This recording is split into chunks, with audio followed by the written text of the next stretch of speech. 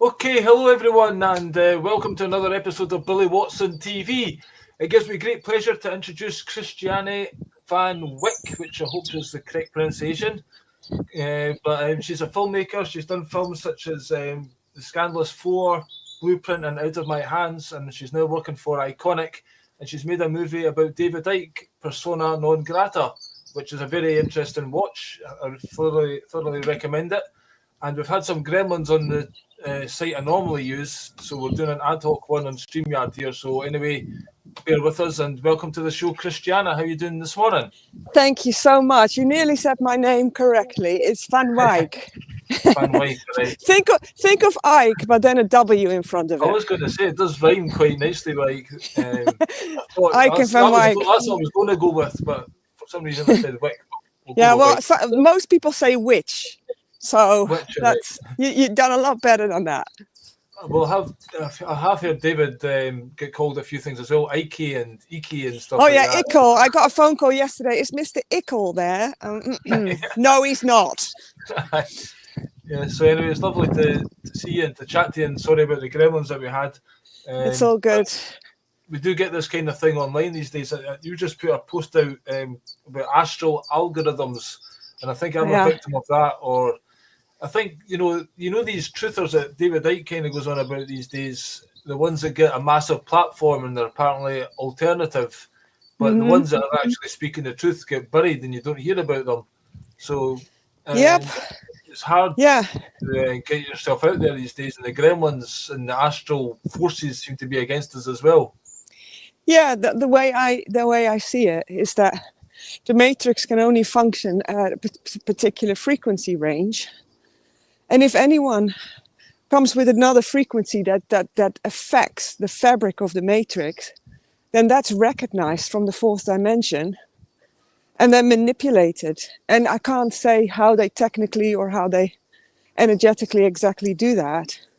But it happens in all sorts of ways, like including who is successful and who's not. And then, of course, you've got certain humans that are doing the bidding for the matrix architect, in which case they create an algorithm. But I realized the algorithm doesn't just stop there with human action. It also happens on a fourth dimensional level from the astral realms.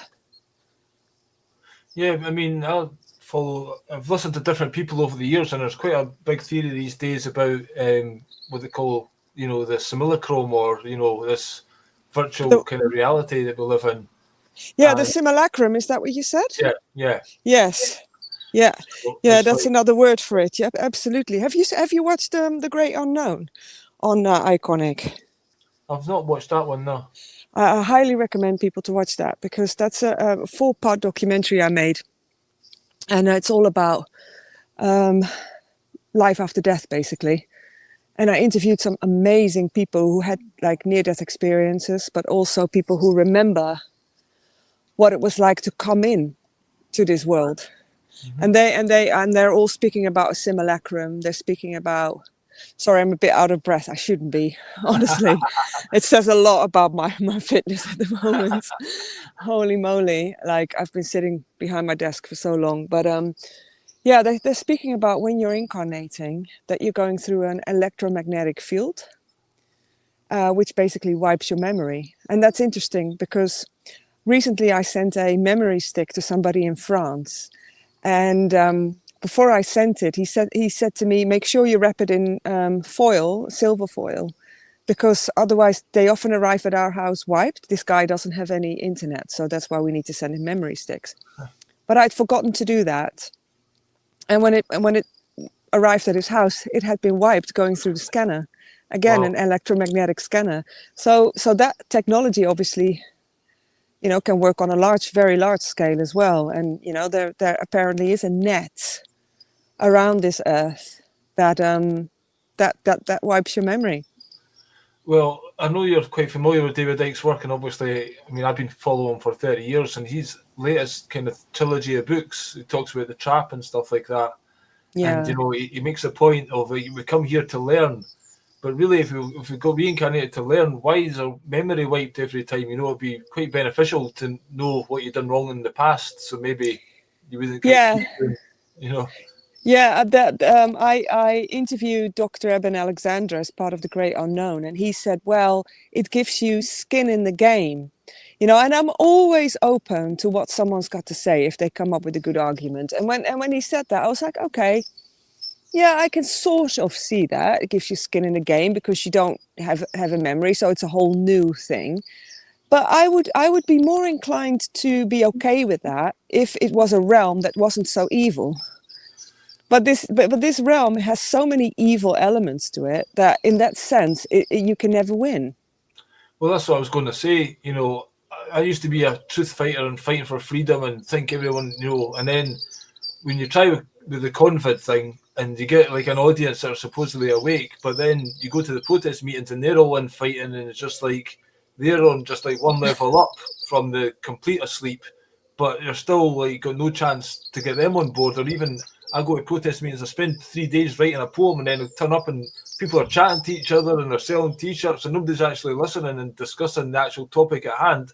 And like, there's no chance. You can't wake everybody up. This place is almost like you have to focus on yourself and be the best you can be and stay in integrity and raise your consciousness. And this place can't be saved, I think. You know, it's just like... Yeah, I'm coming more to that conclusion as well. And what you said is right. It doesn't matter in what movement you go, even if they call themselves the Awake movement or the Truther movement, the amount of infighting is off the scale. And it's everywhere. I mean, there's this Dutch alternative media TV station that just, you know, was completely blasted from within because of infighting.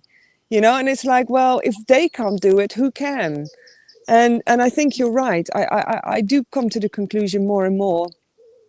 It isn't about saving this planet. It's about it's an inside job, isn't it? It's like an inner awakening. And that inner awakening affects your frequency that you emanate. And if people go about it that way, then those frequencies will start to connect with each other. And I feel that is the way to go about it, but not to sort of, you know, try if we get on, you know, that's nice, but it's very difficult in a realm like this where there's constant mindfuckery going on within everyone. Very much so. That's a good point, because almost like the simulacrum, you wonder if it actually controls people's minds, because you think you know. You're wondering. You're wondering. You know somebody, you trust them, and you're on your side, and then all of a sudden they'll do something that's like totally against you, and you know, to bring you down or whatever, or backstab you. And I went through life just trusting one person, and then they show their true colours, and you try another, the true colours come out all the time, and you're just like, you're left with very, very few people who you can actually trust, you know. Yeah, and a lot of the time these people are not purposefully doing that. It's just you know, I did an interview recently with a lady called Sarita Sol, who's a shamanic healer from France, and we had a really cool conversation for my series Messengers, all about when, you know, we have this sort of field around us, this toroidal field around us, and when it's intact, we are sovereign. But when it's not intact through trauma, you know, which is what we're, you know, exposed to all the time here on this in this crazy realm, then that biofield is not intact, and it then becomes, you know, these gaps are then filled with archontic energies that can just put thoughts in your head or images in your head, and that is real. That is absolutely real. So a lot of the time these people might have good intentions and I want to do good, but in those shadow parts there will be interference, and they'll start saying things or thinking things or doing things that they're unconscious of that they're doing it. Yeah. I mean, a lot of people these days have been kind of rock and roll, kind of say, oh, you know, you can have a party and have a good time, but, you know, people are drinking and then they're smoking marijuana and stuff like that. And that's creating auras and stuff, you know, and letting attachments get in. And it's deemed to be fun, and that's what you do for a good time, but actually we're probably harming ourselves quite a lot. And I had an experience recently whereby I done some 5-MeO DMT, like this toad medicine, and I kind of through this thing I was like blowing out this kind of entity within me. It was really, really weird, And then I kind of said to the shaman, like, that's felt like an exorcism, and she kind of laughed it off a wee bit. But then she said she spent 3 days trying to get rid of this dark entity out of her house. And since then, like before that, I was kind of smoking dope and stuff, and then since that, I've not done it. And basically, I felt like it cleared something out of me, and I'm quite wary now of doing that kind of stuff again. It's almost like I'm protecting myself. I feel like 100%. What you just said is exactly what happened to me when I did my. I only did one ayahuasca experience in 2010, and I tell you, when I drank it, I only drank like a little cup. You know, some people had 3 cups throughout the night. I only had 1 cup because that was enough for me. I mean, oh my God. And the first thing that happened is that I had to purge and had to throw up. And what I threw up was an entity. All right, yeah. It was. It really was. And that goes to show, you know, that all of us humans, hardly anybody has an intact energy field because we're bombarded with traumatic events all the time that make the soul withdraw. You know, or parts of the soul withdraw because it's just such an offense to the spirit and the soul, isn't it? To the absurdity and the evil that happens around us. And you know, I can sit here now in this park looking around at the beautiful butterflies and everything's starting to bloom and you know, lovely. But in the meantime, kids are being bombarded in Gaza, you know, in the most horrendous of ways. I mean, the evil that is happening here, you can't close your eyes to this. This is happening. Not an anti-Semitic comment you've come out with there. Oh yes, naughty me. They should ban me from the EU. Yeah. I mean, that's partly what's going on. Just as you say, it's never ending. The absolute people watch the media and the news and gives these guys power to project their, you know, the media and the authority to get into our lives, and they're the ones that pontificate and like ban, you know, David Icke for trying to talk about any journalist for trying to raise issues of concern. You get deemed this label anti-Semitic or a hate preacher, which is totally ridiculous if you actually take 5 minutes and look at the work. But the very labels and sound bites. Have you ever wondered why they call a TV program a program? Yeah, exactly. Well, I've stopped watching the news like 25 years ago when I first actually watched a David Icke video, Turning Off the Tide, way back in the day. And then I watched the news after that. I was like, well, that's obviously bullshit because they're not telling me about the Council on Foreign Relations, the Bilderberg Group, and these secret organisations that don't get talked about, but we're led to think that the Prime Minister's making all the decisions. But obviously, people still talk, oh, Trump's going to save this or Putin's doing that. There's a whole, you know, deep state behind that. And then you could even take it further to the Archons or the reptilian race that, in theory, is manipulating them. So you can't the pyramid is pretty extensive. And whenever you think, oh, it's the reptilians doing that, oh, it's the this doing that, at the end of the day, it's that particular consciousness that's doing it, which expresses itself in multiple ways and forms. And the reptilians are, at the end of the day, also just gophers, you know, because they're just a manifestation of that consciousness. Yeah. So what do you think is actually going on in this place then? If you're, you know, what is the purpose of it? Is it a trap? Is it for them to loosh our energy off us? Is there any good being here, or are we coming here for a reason to purge our soul and to make choices? There's a guy I listen to called Chief Ironbush, who's like an elder, and he says that we're kind of cleaning our, you know, own personal journey up, and then every so often have like a rapture where the magnetic field will stop and everything will get sucked up, and it'll be like a new age, and the ones that haven't done the work will be reincarnated at that age, but we get the choice to leave every so often if you you know, a story like that, I resonate with that to an extent. I would resonate with that if there wasn't such a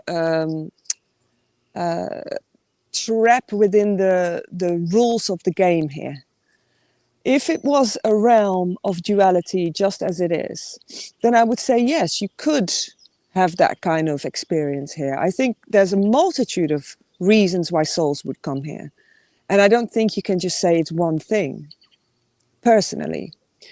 But because the rules in the game here are so warped, I tend to not want to go with the benevolent side of things, you know, or that there's a benevolent reason. I think originally it would have been a benevolent reason. You know, when the Gnostics speak about prime earth, I do think that there was a lighter form of duality, and that indeed it was a way for spirits to express themselves in matter and experience their creations with other expressions in the flesh, and that would cause an effect kind of storyline, and you would want to, as a soul, experience the effects of what you caused, not in a sense of like a punishment, but more in a sense of understanding who you are. When you're not in the all that is, because in the all that is, you are everything and you know everything. Whereas when you separate yourself into matter, you experience a temporary separation from all of that. And so, the question is then, well, how do I access this knowledge then? And then I guess in a way you access it through experiencing here.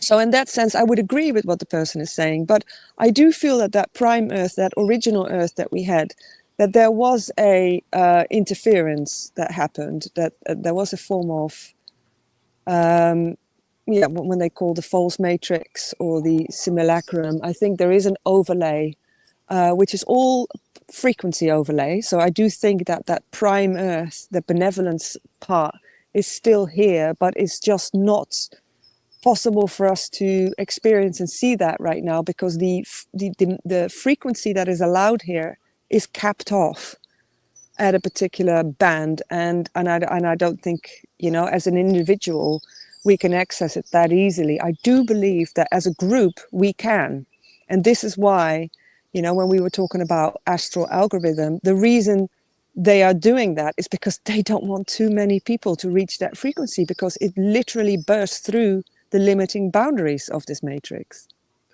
I think they've used the whole convent thing as a way to shut down people for lots of different topics. They claim, you're going against, WHO, whatever, and this is misinformation, medical misinformation. But those people would talk about that, would also talk about a range of other topics. So it's a way of shutting people down. And again, in your movie Persona Non Grata, where David Icke gets a chance to speak to the court, that's my favourite part of the movie. It's a good 3-4 minute rant, and he just kind of starts gently and then just and basically saying, it's not about him being so much banned. It's like, you do not want these ideas getting out there, and everything else around it's a farce, No, because like when you speak truth and you speak proper, real, aligned truth, there is a particular frequency that comes with that pierces through all bullshit, and David happens to be very good at that, especially impromptu, like here in this court case. I mean, are you going to show that clip to the viewers? We're going to show that in the previous one, but basically, okay, yeah. But I won't edit these in. Actually, I'll edit them in. Yeah, because it's hilarious. Like everyone, when we were at the premiere, and it was a room for 570 people, I believe, were in this theater. And you should have felt the reaction, like the energy of when he was doing that, when he was having a go at this flipping judge. And I mean, who does that in a court case? Yeah. People want to win, so they sort of like, self-censor a little and make sure that they don't become too passionate. And but he was just like, this is my truth, take it or leave it. It was amazing. Yep. I mean, watching the scenes from the court, and like, I actually lost my job through not complying with the guidelines, and I took them to court, and it was a complete farce, and the judge didn't even let me speak, and I found that quite frustrating. At one point she says, "Oh, Mr. Watson doesn't believe in viruses, but there's lots of viruses," and so she's totally prejudging it, and then basically I had to let the barrister that I got kind of speak. And then she shut me down and says I can't claim. I was trying to claim 55 grand and took down to 10 grand because I was a few days late. And it was just a complete setup. And you're just arguing with these guys. Who are they? How do they claim the authority? Because they've got the black death robe on, and the wig to hide their evil thoughts from God. They're the They ones. look, they're utter prats with their wigs on. I mean, don't they understand? Like, can't they objectively look at themselves and see what utter prats they are? You know, like wanting to become a judge because you believe in justice, and subsequently do the opposite. I mean, it's 100%. hilarious. To me, there was no justice in that whole case. It was like the big company has paid them. It's the same as you make a point in the movie. Like people who try and take on the government, they've got this team of lawyers who are funded by the government. So who are they going to support? You know, and they've got endless deep pockets. And it's Endless just, deep pockets, exactly. yeah, Yeah. we're up against this David and Goliath, really. You know, we've got absolutely no chance. No, absolutely no chance. I mean, that lawyer office. They have a lot of employees.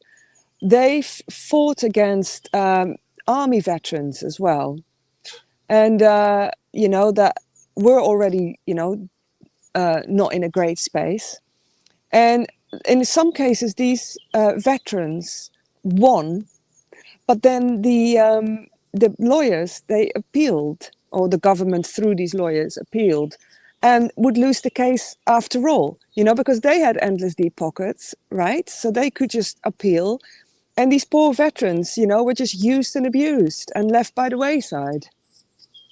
Well, they're called the authorities because they literally author the law. You know, they just make it up, and gets to the point where, again, in the movie, where the guy said he had a feeling that they were so confident they were going to win, they weren't practically not taking it seriously because Yeah, this yeah, guy, we're going to win this yeah, anyway. yeah. I mean, it looked like they sent like their most junior lawyer for a case that's actually massive, to start banning people for something they haven't even actually done, for wanting to speak at a peace rally about peace, and then ban them, So they sent seemingly like their most junior lawyer, who really, I mean, everything that comes out of his mouth is just like textbook moronic. Yeah. It's like he made no effort to come up with solid points at all. Again, I think David said, what's the point?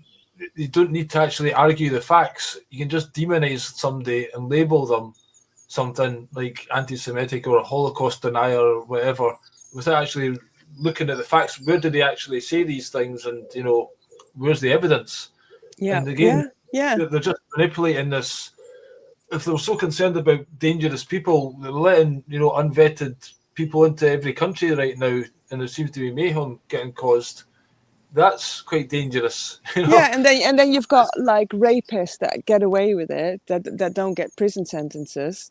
But then a Reiner Fulmich, I don't know if you've heard the latest, but he's just been convicted to 3 years and I think 9 months in prison. And he's already been in prison for a year and something. What was his crime?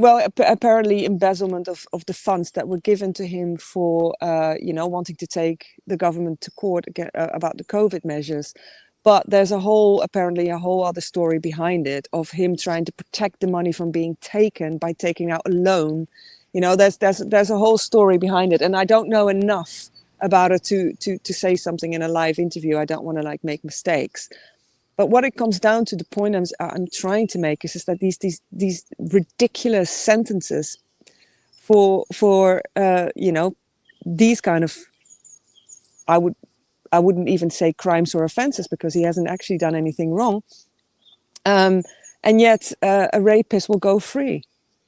Yeah, I mean, they're letting them out. Never mind go free. They're making space for thought crime. Yeah, for people doing Twitter reposts on yes, exactly. They're really concerned about. I mean, what gets me is when you're living your life in society. Like I've got a job, and you're dealing with people. Nobody's talking about these things, and the news is on. Like I'm trying not to shout and swear when the radio's on. Like I brought in my music last week when the other radio broke, and everyone was playing tunes and singing along, and somebody else brought a radio back after a week, and it's an even worse channel. So the music qualities went down several notches. I mean, the whole industry is controlled as well, but just how you get this news bulletins, like just putting the program in everybody every half hour.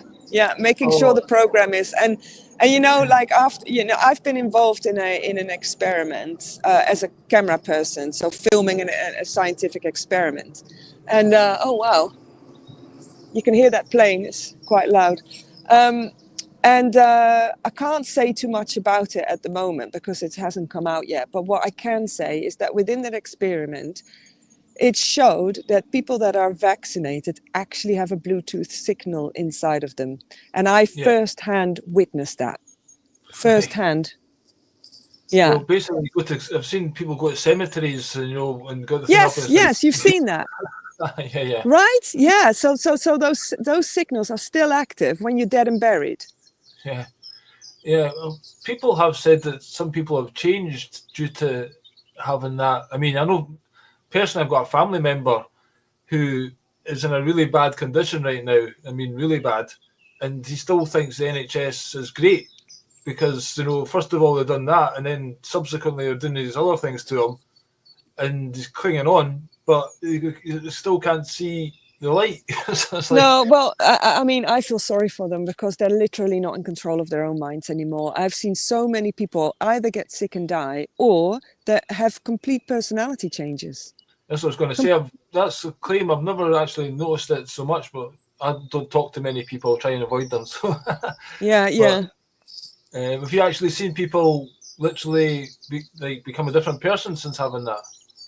Oh, not just one, like Yeah. a lot of people. Yeah, a lot of people that I know that had the jab.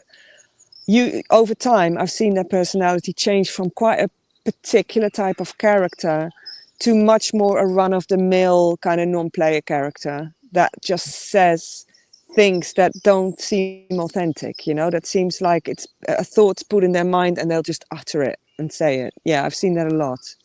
I don't know if you know of a guy, Martin Liedtke, his name is. He had a channel, Flat Earth English or something, but I think I got banned. He's doing another channel, but there's another guy as well. The name used to be Martin Kenny, and he now goes by the name Zizi, and he set up this thing called the Pineal Foundation in Portugal, where it's like its own nation, and people say it's a cult, but he's actually trying to break out of the matrix. So he made a video recently where he claims that back in the days of Atlantis, they created this AI technology, and it basically overtook humans then. And Yes, that yeah, is like the demiurge, and yeah, it's the demiurge. that technology that is revealing itself right now. You know, coming out of AI as if it's a new thing, but it's actually end game time, and it's basically that is what's in control of people's minds right now. 100%, 100%. I personally totally believe Atlantis existed and it was just another matrix cycle.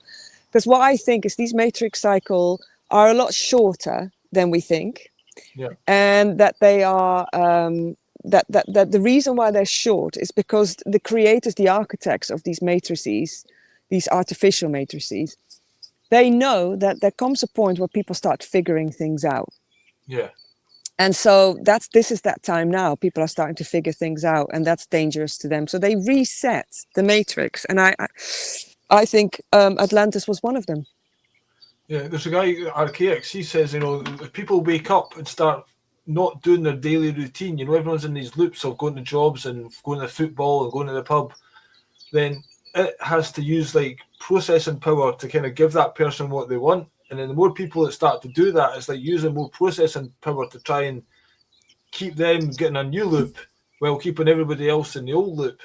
So if everybody just woke up and says, we're not going to work today and we're going to go and have a village meeting about growing some vegetables and looking after each other, it'll freak out, you know. So it has to get everyone back in just the system, you know. Absolutely, absolutely. And then this reset, I do think there's going to be like a literal simulation reset where nobody remembers anything and they just start from scratch again. And I do think at times like these, when there's a reset of the matrix, there's also a huge opportunity for spirits to exit it. And I think that's that bifurcation that we're seeing now, where we see either people wanting to get out and doing anything they can to focus on consciousness expansion, and others that are just more dumbed down than ever. And there is a serious bifurcation that you can see. Yeah, I think again the whole COVID thing. You friends that you used to have, and obviously went one way. You just can't talk to them. Like I've been ostracised from many groups and the whole comedy circuit and the poetry circuit, and they're all woke, and you can't say anything. And basically, to a few people who I found online, it's like I was doing a live show called Shooting the Shit, and when Facebook were still kind of promoting this to keep you in the house, because now they've tried to stop your reach from that as well. But it seemed to be like one person in every village would kind of, you know what I mean, be the awake Yeah, one. yeah. That's always been interesting, right? Like you could be in the absolute middle of nowhere and still meet somebody who also gets it. So that does seem to be. I don't think we're just under the influence of the Matrix architects. I think there is a divine energy that also penetrates through all of this, and that we are the receivers of, if we want to be. You know, that we as our bodies, our vessels, are connected to that divine consciousness. And so I don't think it's all manipulation. There is an element there as well that is seeping through the whole thing. There is a divine element. Like, do you think that almost like the evil and how it does it in movies and it kind of puts the truth out there? Do you think it's kind of its way of playing the, because you said several times in this is a game almost, and it's kind of got certain rules to abide by, where it can't just go pure lies and it kind of disguises That's the truth. right. Yeah, and well, also because they know people will figure it out, and then they won't take anything serious anymore. So they do know, mix the truth with misalignment. So, you have some truth, and then you have some non-truth, which like makes you deviate. And once you deviate, you just go you don't go towards ultimate truth. Also, what you see now is that nearly every fictional TV show has violence in it and dystopian scenarios. And, I think the reason they do that is because they want us to create their reality for them. And so this is programming of that reality, and we start to accept that and make that and start creating it. Well, if you look at Hollywood and stuff like that from way back in the day, it's always, yeah, 100%. It's putting out memes, or even you watch EastEnders and the soaps. People are fighting over small things, and there's always drama, drama, drama, and then people basically think that's reality, and that's how you behave in these situations, and then they mimic it. It's like if you get together with somebody and they've got a phrase that they use often, then all of a sudden you start to use that phrase. You're like, Yes, why am I doing yes. that? 100%. Isn't that interesting? Like, what was the phrase now? There was something. Oh, what was it again? Oh, I've lost it now. But suddenly in the last few weeks, there was this sentence you saw everywhere on social media. And I was like, where the hell did that just come from? Yeah. Why is everyone just saying that? I think we're under a much larger mass hypnosis than we even realize. Yeah, totally. Including us to an extent, this is why David always says we're awakening, because every time we think we've got it, there's another layer, another layer, another layer. I think the mass hypnosis is way worse than we think. And that's why I think it's so important to keep questioning and not just, and again, I do say a lot of things that David says because I agree with him on it, but it's not to just sit on your laurels and think, hey, this is it, I've got it now, because it's so tricky. Well, he talks about Socrates quite a lot, and the trick is knowing how little we know, and that keeps you an open mind. Or the Buddhist one, where if you have a closed cup, then your mind's never going to let anything new in. But you have to keep an open cup, but you have to have some critical judgment in that, because it's easy. Like, you go to Alex Jones, and he'll give you this, but then there's like layers of the onion, and you go deeper and deeper. So I learned a long time ago, you can say something, but that can change because of new information coming in. And sometimes you wonder why you believed something, or, but it's just part of your journey, I guess. And never to take anything that seriously, because what do we actually know? Yeah. But at the same time, there is an inner knowing. So it's like a paradox, Like, yeah, I think there are some divine truths that never change. But there's also a lot of things that you discover along the way that seem like, oh, this is it. And then there's a whole nother dimension to it. And yeah, I do think, like, especially in the alternative media, people are too comfortable with where they're at now in terms of what their truth is, and it's only a small aspect of it. You know, there's so much more. Well, last time I spoke to David, we were talking about, I think it was Delingpole or something like that, who he was on stage with, and he was just kind of having like a little rant again about these truthers, and Yeah. and part of the reason why I watched the movie and I wanted to chat to you, but then you put the Twitter post out that not a lot of alternative media people are sharing this film, and even the fact Yeah, I mean, that again, astro algorithm combined with algorithms, AI algorithms, and it working through people. And I tell you, most of these people are in it for themselves. I'm sorry to say, but that's the truth. They're in it for themselves, and anything they think that could potentially affect their view account or their popularity, they won't say. They're not going for justice or truth. They're going for what's in it for me, service to self. to be honest, I find it really frustrating because I see a lot of people being successful and in whatever terms, but I'll not hold back on anything if I want to say it. So that's why I get banned from YouTube and had Vimeo removed. You get banned from everywhere because I don't play the Yeah, game. I don't like and talking code. Some people talk in code to stay on YouTube. I was like, well, fuck YouTube. yeah, well, it's a good sign of knowing you're over the target, right? Yeah, this is That's the true. thing. It can be quite demoralizing though when you just think. Very. Oh my gosh! Like yesterday, I was like, this film could have been viewed by so many people. We put it out for free, and if some of these real big alternative media people had shared it, it could have got, because this is the thing. People say, well, why do you expect them to share it if David's just slagging everyone off? Well, one, he's not slagging people off. He's just holding people to account. That's all he does.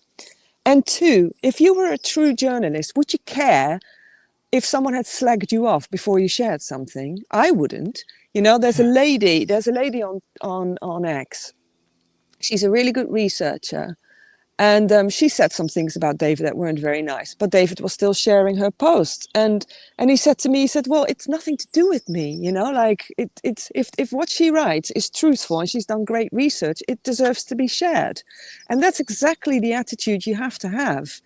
And to think, oh, well, David said something not very nice about me, so I'm not going to share a really important film that has, that shows that what's happened to him can happen to everybody. That's what at the end of the film it's shown as well. What happened to him could be an example of what might happen in 10 years' time to anyone who speaks out. So you have a moral obligation to share this. Very much so. I mean, it's like lots of musicians, I believe, are part of the Tavistock institution or part of the game. But I like their music, and understand. Don't judge the artist, or even like, for instance, Bob Dylan. I was a Bob Dylan fan, but if you actually know the truth about his role in what he was really up to in destroying the kind of peace movement and kind of again joining it to begin with and leading it astray, that whole movie that came out, The Complete Unknown and stuff, was like, again, paints a nice picture of somebody so you can enjoy the music within it, but understand behind all this there's a completely different story. Yeah. And you know what I mean? But yeah, well, that's they always infiltrate from inside, don't they? So they come in, and a lot of the time they're not even aware themselves they're doing it. Yeah. Like, I actually feel sorry for a lot of them, because they're genuinely talented people that are suffering some form of mind control. Yeah. And they come in with pure intent, and then they very sneakily, slowly get infiltrated. Yeah. They sign the deal with the devil, and then next thing they've got to obey the record contract company. It's very sad if you think about it. Like, I don't want to be judgmental over too many people, because I do think in some form we're all victims of that energy, and some more than others. And I do think that if you have the successful life, there's a price to pay. You've got to pay the ferryman, don't you? Exactly, for your money and your success. That's why I've never looked at wanting that kind of success. You know, I've always thought what I would like is for that message to go out. But if it means I'm going to be, you know, slagged off by the whole world, fine. You know, I'll happily pay that price. Yeah, how did you get into all this then? Because you were a filmmaker before. What were your other films about? Were you always kind of started in the freedom movement? Have you always been spiritual, or? Yes, yeah. That was the whole reason I wanted to be a filmmaker. Right. Yeah, I always thought, and I've said this in another interview as well. Like I'm not very, very good in like one-on-one, I guess, you know, like I can talk to someone one-on-one, but I'm quite insular and I'm quite like a hermit in some way. So I thought what suits me is making films so I can actually reach a lot of people without needing to sit with them and talk to them. Yeah, it sounds awful to say, but it's just a little bit my kind of personality. And so I thought films are the way. And initially I thought, okay, I'll do it through fiction. And then slowly on it moved into documentary. But I started already a very, very long time ago. And I also started in front of the camera before. And whenever I tried to pitch an idea, you know, this is back in the 90s even, that had some kind of message in it, I would always be fobbed off by casting directors or TV stations. You know, like I remember one casting director looking at me like, "You what? Yeah. Like you want to what?" And I remember him being super dismissive. Funny enough, that casting director was in the Me Too movement, called out for being a sexual predator. Interesting. But yeah, I remember him being super annoyed that this format for this TV show that I was auditioning for, that I wanted to add an element in it about, you know, spirituality. So that yeah, I've always been in it. Yeah. See, this is the thing about the media. It could do so much good. You know, it could set Oh my you God, know, the world could change in a day. like we had like Jerry Springer, who like his whole purpose was to like degrade people, you know, and again set that example of chaos. But if that was put in its head, we could raise up consciousness. But TV is not about elevating people to better behaviour. You know, it's about, you know, The, basically the, entertaining them but keeping them dumb. You know. oh, it's honestly the game could be over so quickly, so quickly. A whole generation could be. Can you imagine if people had an awakening and all their children that are being born are being raised by parents who've had an awakening? Do you know how quickly this world would go back into prime Earth reality, and it would destroy the perceptual matrix in no time? I mean, it's actually so easy to do. It's so easy to do, but you do need numbers. And Yeah. that's, you know, you see, this is what we're all not getting. I'm not getting them. You're not getting them. David's not getting them. We don't get Richard the Willett. numbers. See So Richard Willett. they're happy for free speech to an extent, but not the free reach, as they say themselves, because they're aware if we get the numbers, it's game over. Well, I was going to mention recently, and it's coming down the pike, as they say, you know, BitChute and Gab, they're using this online safety bill, so you can't, Yeah, like Britain is joining the yeah. likes of China or even Turkey, where I used to live, where it's becoming commonplace. You try to access a website, your masters have said that you're not allowed to view that because you're obviously going to become a terrorist or something Yeah, if you yeah, watch this content. yeah. And Well, I that is mean, absolutely shocking. this is why it's so interesting what Jamie Ike has done, you know, David's son. It's so interesting what he's done because he started Iconic and has gone completely independent, you know, in so they can't just take him out. How do You know, they Ofcom and stuff like this? How do they, you know, because they are almost like the law, but people like GB News, they claim to be independent, but they're so controlled, you know. Of course not. Are you kidding me? They invited Gareth and Jamie on a show, and I think Gareth was already on his way or something, and then they cancelled it with a false excuse that the show couldn't happen. And the show did happen, but without them. You know, so Right. obviously somebody had a word. And I mean things like that, it's so funny when they say, "Oh, we're, you know, free speech." Oh God, give me a break, honestly. Yeah. So how does Iconic get around that then? just because they're not signed up to I'm often? I'm not sure how much I can say, but I do know that Jamie from the word go, and that's like about 5.5 years ago now, has set up a way of being not only independent technically, but also just making sure also in terms of the productions that they are always uncensored. It's just, people need to just become a member. It's 50 quid a year. I really don't think that's a lot of money. And it's a very smart thing to do. I think with platforms disappearing left, right and center, I think it's very smart to become a member of Iconic. And that's not just me, making a promotion for it. I actually think it's a very smart thing to do. Yeah, well, I've been a member for quite some time, and basically, even just for, I like Richard Willett's interviews, because the type of people he gets on there are quite, out of the box, and you can't find them on YouTube. Like you used to be able to. You used to be able to. Yeah. But, and sometimes when you do see it come up on YouTube, I immediately download it because I know, this might be restricted at some point. So I have files and files of videos. Sorry? That's the first thing I'm going to do when we finish talking is go to the live stream and download the video, because I'm expecting. Yeah. Because again, I've had so many strikes, and you get attacked. Like they keep on moving. Like every so often I'll get an email. Oh, we found this word in this video. You said it, 5 years ago, and that's not allowed now, so we're taking that down. It's like before we used to talk about we have freedom of speech. What do you think we are, Nazi Germany? And now everyone's just tolerating the censorship as if, it's a thing. It's a carbon copy, isn't it? It's a carbon copy of the same scenario and the same methods used. And people aren't recognizing it. They think, that was sometime in the past and this is completely different. No, they always use the same methods. There's always a certain step plan, with certain steps to follow to get the people to do what you want. And it starts with fear, instilling fear in people. That's the first step.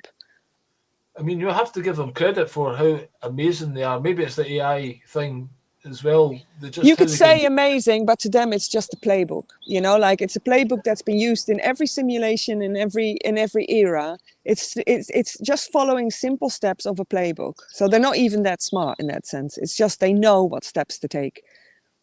There was a Russian guy, kind of a defector from the KGB, went on American television in the 80s. I forget his name, probably Igor or something, but he basically said, this is how we're going to take over your country. And basically what he laid down is exactly what's happened, Yeah, exactly that. Yeah. What do you think about people talk about Tartaria and the Cabbage Patch Children and reflex? I've not heard David actually go to that topic so much. No, we haven't looked into that much. But you see, this is the thing. People also say to David, why do you never talk about flat Earth?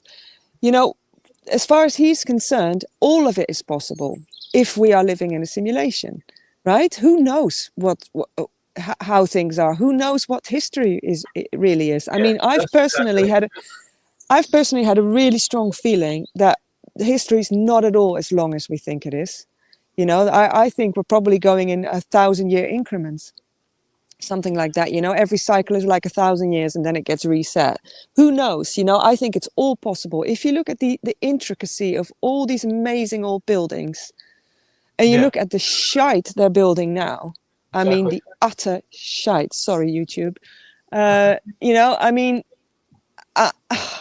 went to Leicester recently and I was in the city center of Leicester and I spent about 15 minutes on top of this garage just looking at what they had created, like what it was and what it is now.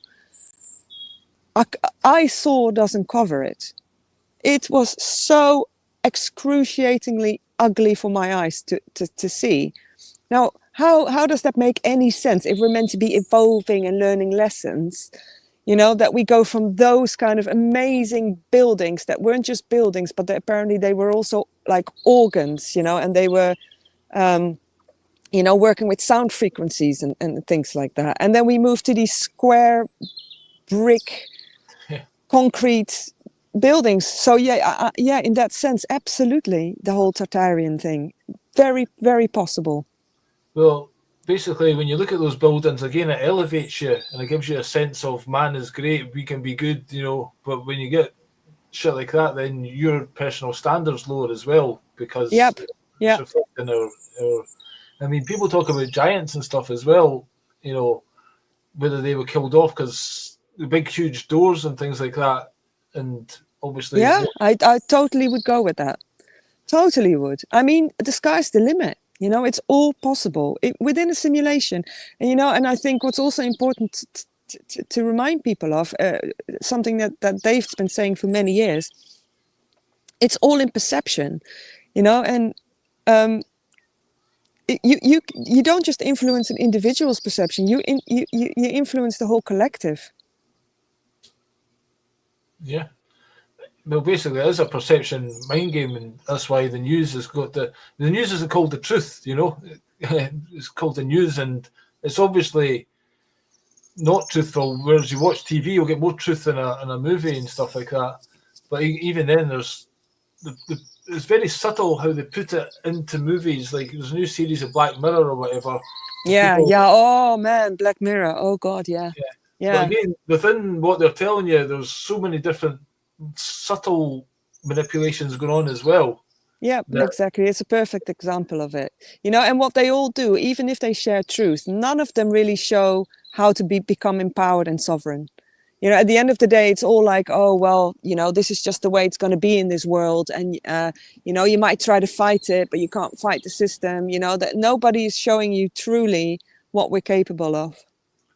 What do you think about the whole birth certificate thing and basically us being almost like giving our child to the state when you register them and, we join the system and people are trying to come out of the matrix by, does that serve a purpose having that? Yeah, I think it's probably all true. I think everything is designed to lock you in to a slave system. So you give your name to the priest, that's them claiming ownership of you because you're like an entity, Yeah, but I don't think we need to start with that. I don't think if we want to change things, start with that. No. That will solve itself automatically when the inside job is done. So it starts with the inside job. It starts with remembering what we actually are. Like we're a temporary expression in matter of the all that is. And we're not the identity, we're not the labels. Once we realize that, then sovereignty starts. Sovereignty starts from within. And then when that happens, things like matrix, silly things that have been set up, like making us slaves from the moment we're born kind of thing, that will just disappear automatically because the frequency on the earth changes and that can't even exist. That the frequency of that is so low, it can't actually exist. Yeah. Have you ever looked into, I think they use money as a very big tool to control, basically. Yeah. And people are talking about BitChute as being like an answer because it's like the state can't control it. It's got its own. If you actually look into BitChute, there could be quite a good currency for us to move towards. Wasn't BitChute taken offline though? Am I saying BitChute? No, I don't mean BitChute. Hold on, Bitcoin. I'm talking about Bitcoin. Oh, okay, Bitcoin. You mean? Yeah. Yes, you see it's a tricky one because I think the concept of blockchain and crypto is amazing because it's basically saying we don't like your system and the way you're using people with your money and your unlimited printing of money whenever it suits you. We're going to start our own system and we have our own rules, and the blockchain will make sure that no corruption can take place. So that concept in itself is brilliant.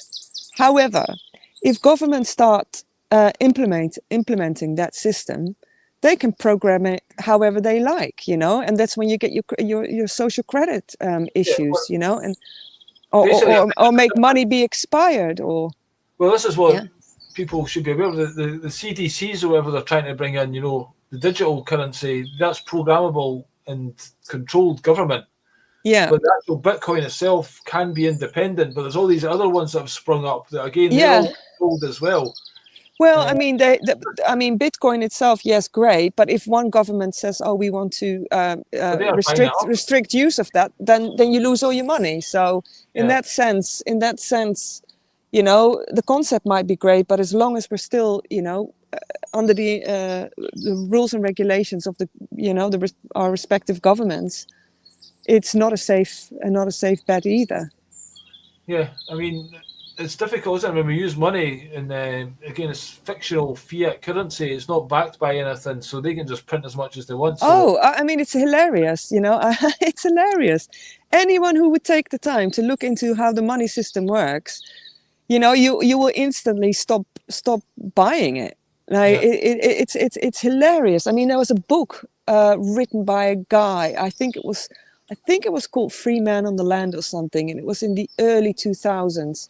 And there's in that book there is all of his correspondence to the federal bank in America, where he basically just asked them, how does it work? How does it work? How does it work? How do you decide what money is printed and what's not? And that book just shows his letters and the answers he gets. And it's just the back and forth of that. And it's hilarious because he never gets an answer. Never gets an answer because they can literally just type it in. Yeah. I mean, you could never win against a system like that. I think a lot of these guys just have a credit card and then go to a machine and pull out as much money as they want. Yeah, I mean, it's the whole thing is a grand illusion, as is most of our life. I've not read it, but there's people talk the adventures or something of an economic hitman or something like that. It's apparently quite a revealing book. But yeah, I mean, it's a complete facade, the whole money thing, and the bankers, they can just print money, and then the government has to borrow public money from the bank and pay interest on it. So they're just deciding we're going to spend 50 million quid now and dimming the sun apparently. So you'll be paying for that. Yeah, you'll be paying for that. And this is the hilarious thing. We are actually paying for our own demise, including the wars. We're funding them, and there's many people that have said stop paying tax. I wholeheartedly agree, but you need numbers for that. So either we're all going to do it and stop the whole system, but if you do it as an individual, it's a dangerous move.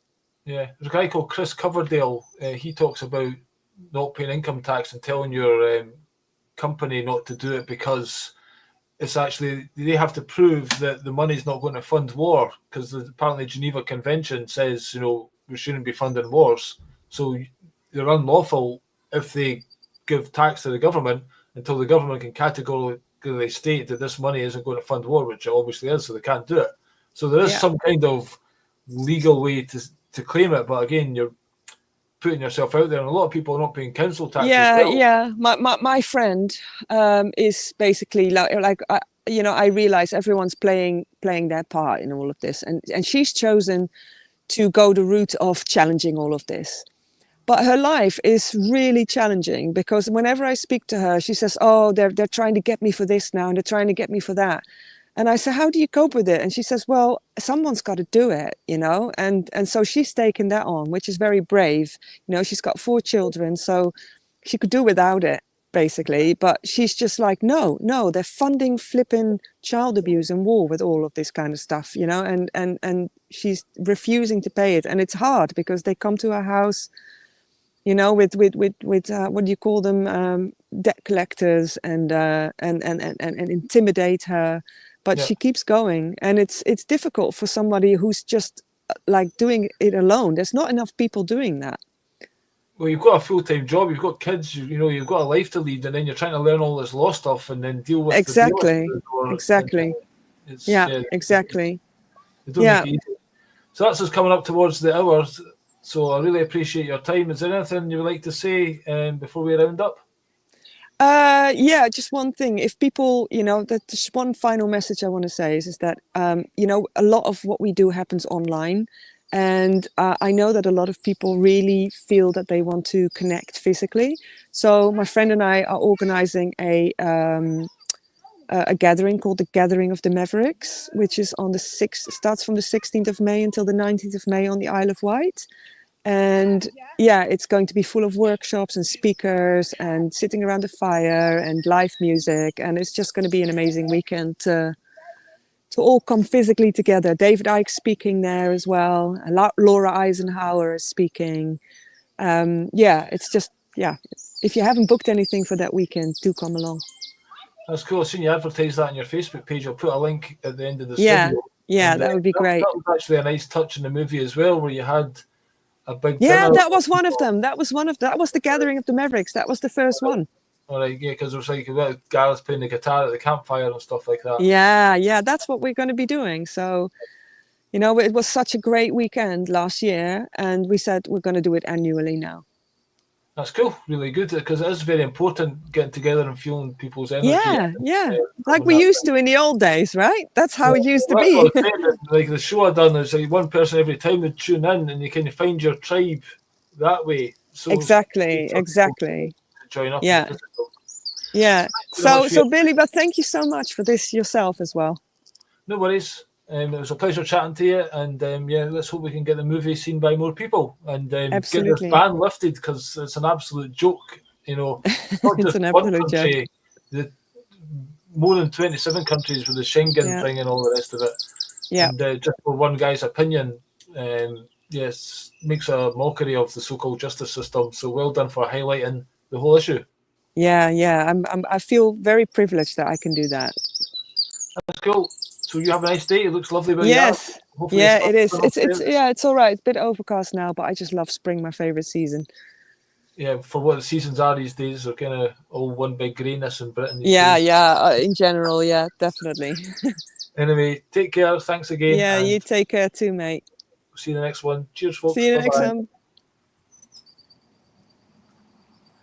Hold on. Find the stop button.